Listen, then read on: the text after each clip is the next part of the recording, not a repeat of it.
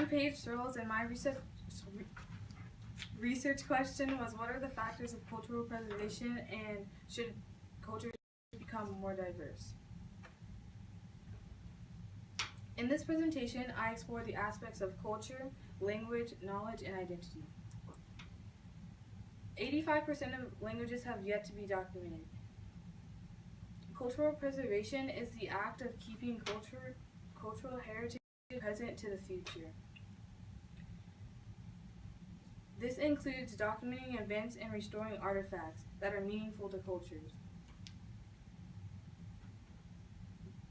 Culture defines the way people live, how they learn, and what they know. Many cultures try to keep their culture alive by isolating themselves from the outside world. Cultural preservation is limited by three factors: diversity, language, and identity.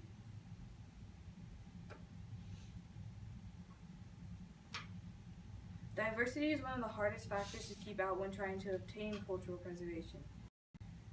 Incorporating different cultures happens regularly in tourism, work, marriage, and more. In history, many early civilizations traveled outside their boundaries for trade, conquering, and acquiring knowledge. As explained in the pros and cons of cultural isolation, tourism aided the understanding of others and brought us closer, forming relationships. Since different cultures originated from different regions and time periods, they were centered around contrasting aspects of life. Understanding them will only bring us more knowledge. The Tuvan tribe are similar, but parents are slowly migrating towards more diversity for their kids. If their kids learn more dominant languages, it can help them get a better education. Cultural diversity in social interactions like school can help solve a problem with the different viewpoints offered from the group.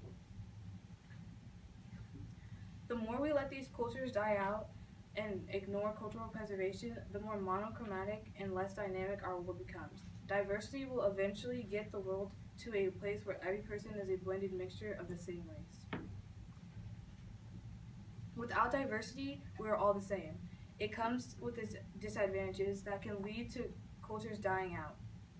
Once an elder begins telling a story, he cannot stop until the story is finished. Yet Aka's young people no longer follow their elders in learning the formal version of language and the stories that have governed their daily life from vanishing voices. Over influences have changed simple traditions. This can and will make a big impact to the world. Because the Aka tribe, if the new generation is not listening to the stories, the culture and uniqueness will not be passed down. After all the elders die, the culture will essentially die with them. Vanishing Voices later states that the Aka tribe has less than 2,000 speakers today, putting them on the endangered list. Small languages, more than large ones, unlock secrets of nature because their speakers tend to live in close proximity to animals and plants around, and their talk reflect the distinctions that they observe. The blending of cultures contributes to the loss of language and knowledge. Language. A language is the heart and soul of a culture. It is the one thing that can keep a culture alive even if it's not documented. A language can bring a group of people together. Over 70% of the world's population consists of people who are oral learners, or people who cannot or do not read. This means they cannot read or write the language that they know. Although they are seen as less intelligent because of this factor, they actually have great memorization skills. In a study, a preliminary study with the indigenous and non-indigenous population, the results were astounding. The study was to analyze the influence of education of culture from both indigenous and non-indigenous people. It consisted of 27 people with Mayan descent. The results were that the indigenous people obtained higher visual spatial skills or relating visuals with objects. Over 75% of the world not being able to write down their language, it gives the elders responsibility for the future of their culture. If the descendants have no interest in learning the language, then the world will lose more languages faster than we can handle. Identity, how we see ourselves based on how we perceive us and outside influences. The Endangered Culture, the Siri, have less than 1,000 speakers, yet they have managed to continue their legacy through hostility and pride for their culture. Father D'Souza said, "There's one thing that's necessary for the revival of a language, which is pride. If an entire culture has pride for their background and what they represent, they will last longer. Where culture is lost, the transformation where culture is lost is the transfer from generation to generation. The strength and dignity of a culture will carry it through the obstacles of outside influences."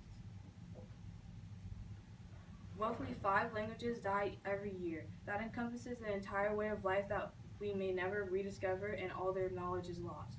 Cultural preservation is a huge deal to help sustain the knowledge that we have yet to discover. Diversity is an obstacle that cultures must overcome by strengthening their identity and sticking to their values. This will help prevent the gap in knowledge the world would receive. With diversity, losing language and the loss of culture identity all leads to a domino effect of ethnicity of an ethnically identical world. It all starts with it.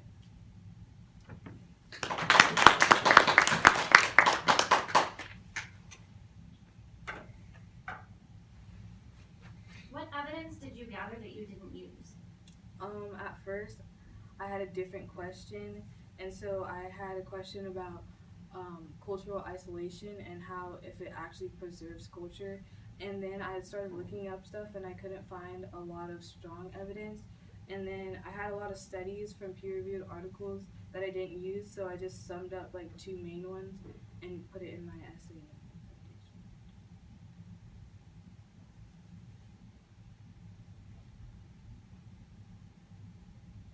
How did you use the conclusions and questions of others to advance your own research? I tried to see a counter argument because when I used diversity, I showed the pros and cons of it, and diversity changes the aspect of cultural preservation. So when people showed their other arguments, I tried to see a strong counter argument that would support mine.